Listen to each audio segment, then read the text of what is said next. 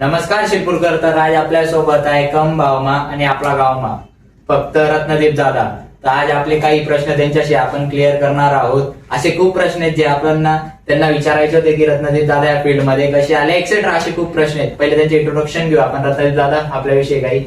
सर्वात पहिले तर तुमच्या टीमचा खूप खूप धन्यवाद दादा. मला इथपर्यंत बोलवलं आणि मी खूप मोठा माणूस आहे अशी गोष्ट नाही. मला मोठं करणारे पण तुम्हीच आहेत, दुसरं कोणी नाही. आणि तुम्ही इथपर्यंत आणलं हे माझं खूप म्हणजे भाग्य आहे.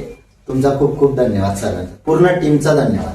धन्यवाद दादा, तुम्ही आपल्याला एवढं प्रतिष्ठान दिलं. एका शब्दात दादा आपल्या पॉडकास्टला आले. तर दादा, तुमच्याशी आपल्या जनतेचे काही आम प्रश्न विचारायचे होते आपल्या पॉडकास्ट विषयी की दादांची डेली लाईफ कशी. आपण सुरुवात करणार आहोत. पहिले रत्नदीप दादाचा व्यवसाय काय? माझा मोबाईल शॉप आहे दादा. महालक्ष्मी दादांच्या मोबाईल शॉपचं नाव आहे. आता रत्नदीप दादा बघायला गेलं तर तसे होलसेलर आहेत प्रत्येक गोष्टीचे. आणि शिरपूरमध्ये रत्नदीप दादांसारखा रेट कोणीच देत नाही. हे पण चॅलेंज आहे रत्नदीप दादांकडून. आणि रत्नदीप दादा हे आज या स्टेजला आहेत की महालक्ष्मीचं नाव त्यांनी खूप वरती नेलंय. तर आज आपण त्यांना विचारणार आहोत की हे महालक्ष्मी ब्रँड त्यांनी स्टार्ट कसं केलं आणि कुठून केलं. सर्वात पहिले तर माझ्या लाईफचा मी जेव्हा म्हणजे लहानपणापासूनच स्ट्रगलिंग फेज. तर लहानपणापासून म्हणजे मामाच्या गावाला राहिलो मी. मामाच्या आयरन येतच सांगतो हो. मी म्हणा मामाना गावमा राहिले आणि मामान गावमा विषय असा होता की आजोबा आजींकडे राहू, मामांकडे नाही राहू. बरोबर. तर आजोबा आजींना परिस्थिती नाजूक असामुळे लहानपणपासून मी बिझनेस कसं करायला बुवा, व्यवसायच फक्त व्यवसाय. म्हणजे लहानपणी मी मामाना गावमा राईसनी पण भाजीपाला केले. भाजीपाला वगैरे सर्व विकून मी तडे लिंबू कोथिंबीर वगैरे सर्व म्हणजे खेडासवर 2-2, 3-3, 4-4 किलोमीटर पर्यंत पायी जाईस नाही आणि भाजीपाला केले. बाबांनी त्या सांगितलं की भाऊ वाटे ना ते रिक्षावर चालशी का पाय चालशी. पाय जर चालशी तर तुला 2 रुपया भेटतील खर्च करायला आणि रिक्षावर चालशी ते 1 रुपया नाही भेटो. मग अशी सुरुवात होती की पहिले पहिल्या जाऊ येत होता की पैसा कसा कमावणार. बस पैसा कमावणार येत होता. या उद्देशातून आपण बिझनेस मागूच नव्हतो. आणि आता आपण भाऊ नजर भाऊ, आपल्या महालक्ष्मी ब्रँडची फ्रँचायझी भेटते का? फ्रँचायझी तर आम्ही स्टार्टअप केला आहे फ्रँचायझी द्यायचा. पण प्रॉब्लेम आम्हाला इथं येतोय की आम्ही म्हणजे लक्ष नाही देऊ शकत आहे. कस्टमर भरपूर. माझ्याकडे कमीत कमी आता पेंडिंग कॉल असतील 50 ते 60 फ्रँचायझीसाठी.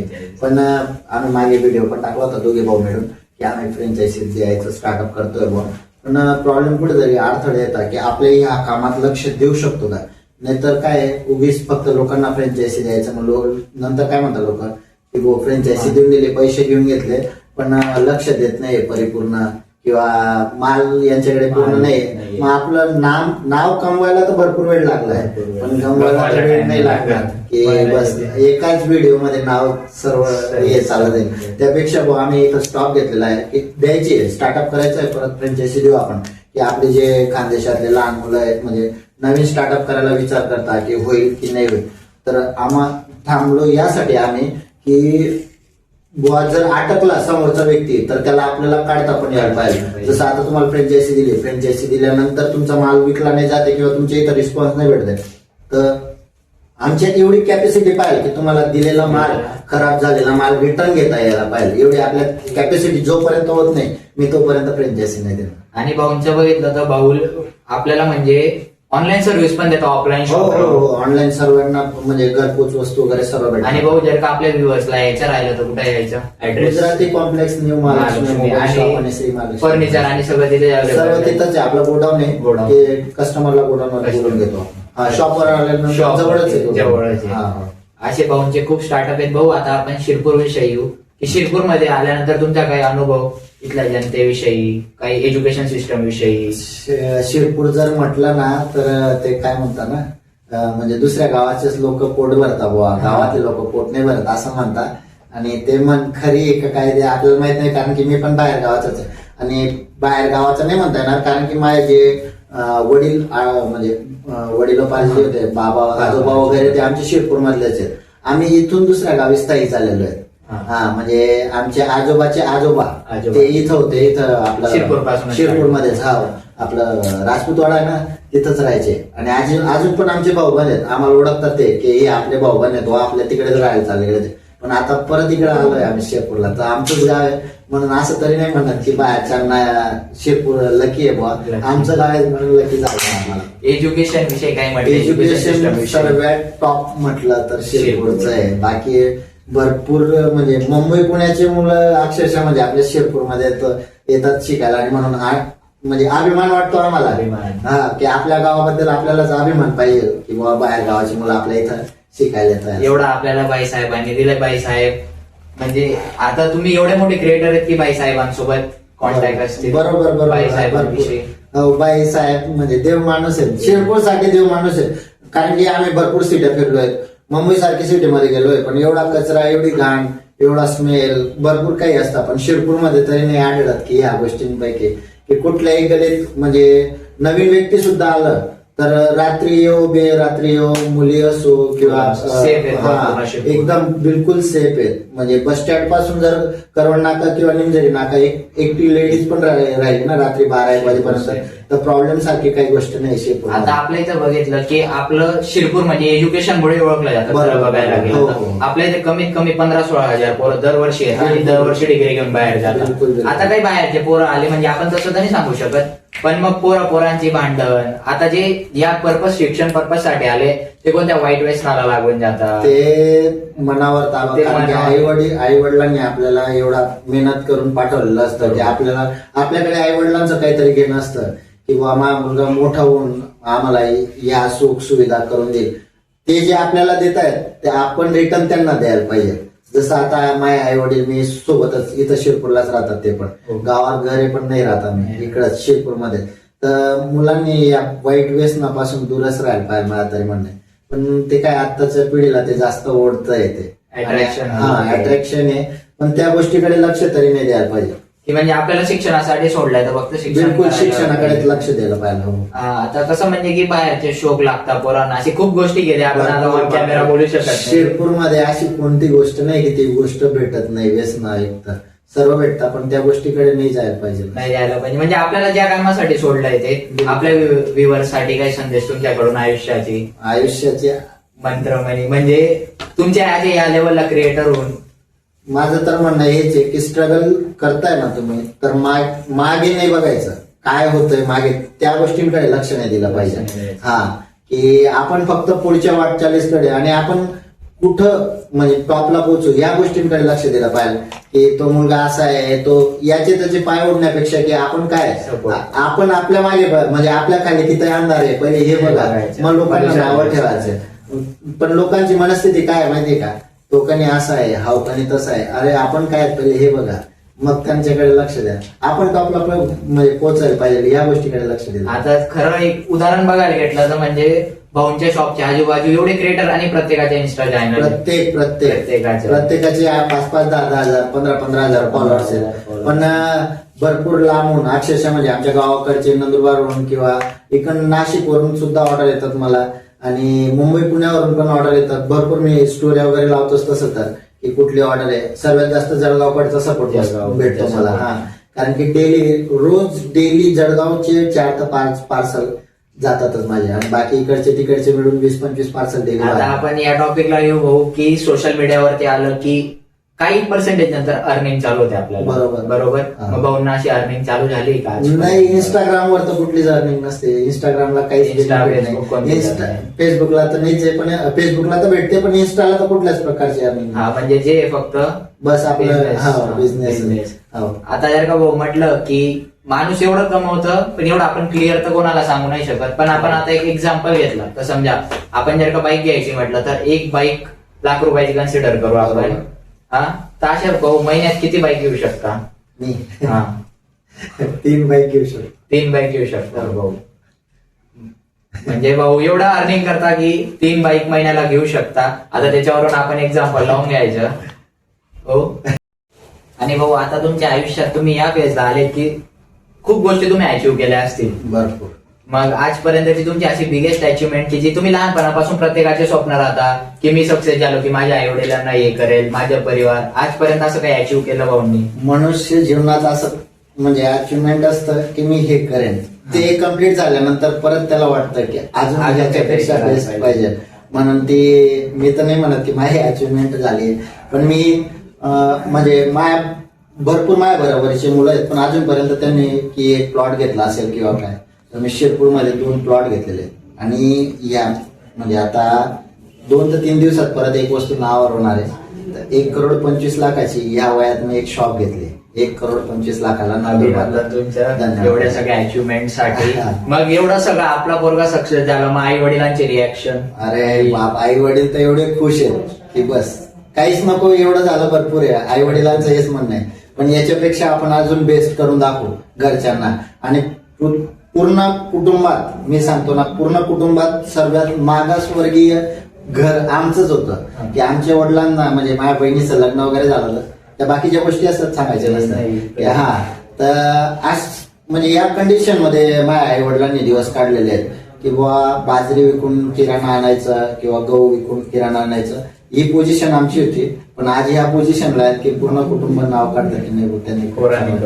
हा, आणि भाऊचा तर विषय असा होता की त्याचा विषय एकदम गंभीर होता. तो फक्त भांडणीत, की भांडण कसं होईल, प्रत्येक दिवसाला भांडण कसं होईल हे बघायचं तो. हो, भूषण भाऊ भांडणचा म्हणजे बादशाह होता कोडद्या गावात. जोपर्यंत कोडद्यात होता तोपर्यंत एकदम दररोज भांडण लागायचं. पण इथं आल्यानंतर त्याने स्वतःमध्ये काय चेंजअप केलाय की भगवानची कृपा म्हणावी की काय, की अक्षरशः म्हणजे पूर्णपणे बदलला. आणि त्याने मला पण बदलवलं की बा हा असं नाही करायचं, आपण असं करायचं. म्हणजे ते म्हणताना जुनी म्हणे लोकांची की बिघडेल पुष्टा मग कितला बी राखेल टाका तुम्ही, ते सुधरत नाही. पण सुधारणं स्वतःनी परिस्थिती पाहिजे की मला सुधारणं नाही बुवा, तर मनुष्य नक्कीच सुधारतो. आता आपण बघू, जर का म्हटलं की आपली परिस्थिती वीक राहिली तर काही नातेवाईक आपल्याला सपोर्ट करतात, काही आपल्या मागून, कारण की त्यांच्या विषयी आपण काही बोलू शकत नाही. पण असं तुमच्या आयुष्यातले काही अनुभव की जे तुम्हाला असे मनाला लागले असतील?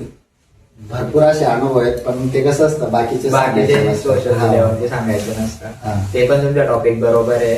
आता आपण बघू या टॉपिक वरती येणार आहोत की आता जे नवीन म्हणजे असे क्रिएटर होत आहेत की ते कॉन्टेंट काहीच टाकत नाही. पहिलं बघायला गेलं तर कोणते पण रील्स क्रिएट करतायत. आत्ताचे जे क्रिएटर आहेत सर्वांचं म्हणणं कसं आहे माहिती का, ज्याचे 500,000 फॉलोअर्स झाले की मला कोणीतरी मोठ्याने फॉलो करायला पाहिजे. ज्याचे 200K आहेत, 300K आहेत, 500K आहेत, 100K आहेत, 50K वाले त्यांनी मला फॉलो.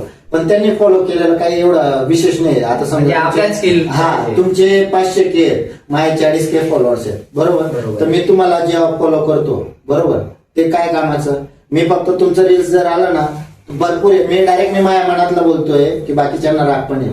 ते काय करता माहिती का, याचा व्हिडिओ आला वरती करून देतात. त्याच्याकडून तुम्हाला काय सपोर्ट आहे, फक्त त्याने फॉलो करून ठेवायला एवढा सपोर्ट आहे. बाकी तुम्हाला त्याच्याकडून लाईक नाही भेटणार आहेत ना कमेंट भेटणार आहेत. ज्या वेळेस आता तुमचे जेव्हा समजा तुमचे 500 फॉलोअर्स आहेत, माझ्या 40K फॉलोअर्स आहेत, मी तुम्हाला फॉलो करून दिला, बरोबर. ज्या वेळेस तुम्ही म्हणजे माझ्या काही फायद्याचं काही व्हिडिओ वगैरे टाकला ना, त्यावेळेस त्या व्हिडिओला लाईक येईल हे पाहून घ्यायचं. कोणी पण असो तुम्हाला, मग कोणी पण फॉलो केलेलं असो, ज्यावेळेस माझ्या फायद्याचा म्हणजे काही व्हिडिओ आहे ना त्याच वेळेस लाईक आणि कमेंट येईल, बाकी काही कमेंट नसतात. म्हणून मी तरी म्हणतो की लहान क्रिएटरने किंवा मोठ्या क्रिएटरांनी फॉलो करावं, या गोष्टीकडे नाही लक्ष द्यायला पाहिजे. उलट लहान लोकांना जोडून मी कसा मोठा होईल याच्यावर लक्ष द्यायचं आहे. आणि आता आपण जर का क्रिएटर म्हटलं ना भाऊ, म्हणजे आता तुम्ही तरी डाऊन पासून सुरुवात केली, आताची पब्लिक करते सपोर्ट सगळ्यांना. काही लोकांना काय माहिती का लगेच सक्सेस पाहिजे, आता माहिती का कन्सिस्टन्सी लोकांमध्ये नाहीये. मी आता आपली गोष्ट घेऊ, समजा की मी 2 व्हिडिओ टाकले, त्याच्यानंतर मी थांबलो, बरोबर. मग मला काय वाटलं की डाऊनफॉल आला, नाही चालत आपलं, मग ती कन्सिस्टन्सी नाही राहत. रेग्युलरली ठेवायला पाहिजे, ह्या गोष्टींमध्ये रेग्युलर लक्ष द्यायला पाहिजे. तुम्ही नाही पण आला ना तरी पण टाकत राहा तुम्ही. आता मी स्टार्टिंग जेव्हा केली होती ना, तर माझा एक व्हिडिओ 10,000 व्ह्यू गेला होता. मला वाटलं अरे बापरे 10,000 गेला. नंतर डायरेक्ट म्हणजे 200-300 लोक, 50 लोक असं बघायचे. मग मी तो पण विचार करायचो, यार काय नाही, एकच गेला नंतर नाही गेला, मग काहीतरी करायचं. पण आपण काहीतरी कंटेंट असा आणायचा की लोकांना आपण आवडलं पाहिजे, बरोबर. ते मोठ्या लोकांनी फॉलो केलेलं काही उपयोगाचं नाही, आपण लोकांना आवडलेलं पाहिजे. आपल्याला किती लोक आवडतात हे आपल्याला माहितीये, पण आपण जेव्हा लोकांना आवडतो ना त्यावेळेस आपले व्ह्यू नक्कीच जातात, आपले 100% फॉलोअर्स वाढतात. आणि आता जर का पोरांच्या बघितलं ना, कारण की आता आपण या जनरेशन वरती बोलणार आहोत, बरोबर. कारण की आता पोरांना कोणत्या कामाची लाज वाटते, आता मित्र काय म्हणतील, परिवार काय म्हणतील, पाहिजे बिझनेस वगैरे जर कधी स्टार्टअप. आणि मी तर म्हणतो की आपले जेवढे पण आत्ताची जी पिढी आहे, जे तुमच्यासारखे आहेत किंवा माझ्यापेक्षा मोठे तर ठीक आहे, तर पण जे पण लहान आहेत तर जास्तीत जास्त बिझनेस मध्ये यायचा प्रयत्न करायला पाहिजे. कारण की बिझनेस मध्ये जो पैसा आहे ना, आता साधी गोष्ट आहे, जर तू कुठं कामाला लागला किंवा कोणत्या कंपनीत कामाला गेलो तुम्ही, तर तुम्हाला माहितीये का जेमतेम 20,000 25,000 पगार याच्यावर लिमिट होऊन जाईल तुमची, आणि तुमचा माइंडसेट होऊन जाईल की आपल्याला एवढे कमवायचे आहेत, याच्यातून 10,000 आपला खर्च आहे, 5,000 इथं वाचवायचे आहेत, 5,000 बस. आणि बिझनेस मध्ये अफाट पैसा असतो. बिझनेस मध्ये मेन गोष्ट काय असते, आपल्याला म्हणजे रिलॅक्स लाईफ असते, मनाचे राजा. आपल्याला पटलं, आता मी आज विचार केला तर मी इथे येऊ शकलो, नाही तर मी उद्या माझा विचार केला, चला मला शॉपवर जायचंय, मुलं आहेत बघतील, मी चाललो. म्हणजे स्वतः मालक असतो, दुसऱ्यांना मालक. आपण दुसऱ्याकडे काम करण्यापेक्षा आपल्याकडे कोणीतरी काम करायला पाहिजे, हे पण ध्येय ठेवायला पाहिजे. म्हणजे आपल्यासोबतच्या राहणाऱ्यांना पण मोठं केलं पाहिजे. बरोबर. आणि आता जर काही टॉपिक वरती गेलो भाऊ, की आपण आता तुम्ही व्हिडिओ टाकता, बरोबर. तुम्ही नंबर दिलेला आहे शॉप वरती, आता खूप लोकांचं म्हणणं राहतं की भाऊ भेटत नाही गेल्यावरती. तर राग तर एवढ्या लोकांना येतो की मी सांगूच नाही शकत, कारण की मी जनतेकडून खूप माफी मागतो की या गोष्टीमुळे, कारण की लोक शॉपवर येतात आणि मी भेटत नाही. आणि दुसरी गोष्ट, प्रत्येकाशी फोनवर बोलणं शक्य नाही. दिवसातून 1000 कॉल येतात आणि प्रत्येक कॉल मी जर अटेंड केला तर मी कस्टमर केअर करू. आणि शॉपवर आल्यानंतर एवढी गर्दी असते, बऱ्याचशा लोकांचे हेच म्हणणं असतात की भाऊ तू या शॉपवर आलं आणि तू लक्ष नाही दिलं, मग आम्ही तिथून वस्तू घेतली निघून येऊ. मी फक्त जनतेला हे म्हणतोय की तुम्हाला वस्तू कशी पुरेपूर देऊ शकेल मी या गोष्टीकडे लक्ष देतो. पण गप्पा नाही मारू शकत किंवा बोलू नाही शकत. टाइम आणि बाकीच्या गोष्टी तुम्ही पण समजून घ्यायला पाहिजे की बुवा नाही, खरोखर अडचण येते भाऊ. मग आता भाऊ कोणत्या क्रिएटर सोबत जॉईंट आहेत? भरपूर म्हणजे आपले खानदेशी क्रिएटर म्हटले तरी लक्ष्मी भाऊ आहे, त्यानंतर श्यामभाऊ पवार आहे, आपले भीषण भाऊ तर काही भाऊचे काय विषय नाही. आणि भरपूर आपले शिरपूर मधले पण भरपूर क्रिएटर आहेत, म्हणजे कम से कम माय फॉलोइंग लिस्ट मध्ये कमीत कमी 100 आहेत की मी सर्व त्यांचे. आणि प्रत्येकाने ज्याची त्याची फील्ड एकदम व्यवस्थित ग्रो केली आणि प्रत्येकाच्या म्हणजे ग्राउंड वरून चालू झालेलं आहे. प्रत्येकच ग्राउंड वरूनच स्टार्टअप असतो आणि स्ट्रगल प्रत्येकालाच करावा लागतो. तुम्ही म्हणणार की मी आज व्हिडिओ टाकला आणि मला उद्या सक्सेस भेटायला पाहिजे, शक्य नाहीये. की बाकीच्यांचे तर असे होऊन जातात की बाबा मी 500-700 व्हिडिओ टाकले आतापर्यंत आणि माझे फॉलोअर्स 1000 के आणि 2000 के वाढत नाही. पण तरी पण थांबायचं नसतं, चालू ठेवायचं असतं. आणि असतो एखाद्याचा कंटेंट असा पॉवरफुल असतो की ज्याचे 20 व्हिडिओ टाकल्यानंतर पण त्याचे डायरेक्ट 100 किंवा 150 व्हिडिओ होतात. पण ते त्याच्यात म्हणजे ते हे म्हणतात ग्रोथ होते. आणि एखाद्याची माइंडसेट असतं आपल्याला या कंटेंट वगैरे पाहिलेत आणि टेंडन्सी पाहिजे माणसाची की नवीन कुठला तरी कंटेंट आणू शकतो बुवा, की माझ्याकडे काहीतरी स्किल पाहिजे माणसाकडे, आणि ज्याच्याकडे स्किल राहिली तो तर मग विषय मस्त. आणि भाऊ आता आपण जर का सोशल मीडियावरती आलो तर आज आपलेच खानदेशचे क्रिएटर सचिन भाऊ कुमावत बिग बॉस मध्ये गेलेले, त्यांना तर मी म्हणतो ना, मी ज्या दिवशी गेले त्या दिवशी व्हिडिओ पहिला टाकला होता की बुवा जे खानदेश मधले भरपूर असे क्रिएटर आहेत की एकमेकांचे पाय केस कसा पुढे जाईल आणि तो मागे थांबायला पाहिजे आणि मी कसा पुढे जाईल. पण मी तर एकच म्हणतो की आता आपल्या खानदेशाला ना, जर आम्ही खरेदी करायला जातो ना मुंबई, इंदोर किंवा कुठे पण खरेदी करायला जातो, पुणे वगैरे, तर त्यांना ना जर कुठला आहे तर आम्ही सांगतो ना खानदेशातला आहे. मग खानदेश कुठं आला तर म्हणतो धुळ, जळगाव, नंदुरबार. आपले हे 3 जिल्हे आहेत, 3.5 जिल्हे असतात आपले. नाशिक अर्धा येतो आपल्या, तर अक्षरशः नाशिकचं नाव सांगावं लागतो. नाशिक अर्धाच येतो आपल्यात आणि मेन नाशिक जे येते आपल्या खानदेशमध्ये येत नाही, तर तरी सुद्धा नाशिकचं नाव सांगावं लागतं. मग कुठंतरी नाशिक पण, हा ठीक आहे नाशिक का, पण तिथून पण आमचं गाव 200 किलोमीटर आहे, सांगितल्यावर ते विचारात पडतात. पण आता आपल्याला वेळ आली आहे की जर सचिन भाऊ कुमार जो तुम्ही म्हटले की क्रिएटर बुवा आपल्या याच्यात गेलेले बिग बॉस मध्ये, तर जर कधी ट्रॉफी आपल्या खानदेशात आली तर डायरेक्ट नाव सांगितलं की बुवा आम्ही खानदेशाचे आहेत आणि शिरपूरचे आहेत, तर 100% आपला शिरपूर म्हणजे भाऊंचा आणि आपला सचिन दादा यांना पूर्ण सपोर्ट आहे, फुल सपोर्ट आहे. आपल्याकडे ट्रॉफी आली आपण भाऊंना भेटायला येऊ असं पण सपोर्ट.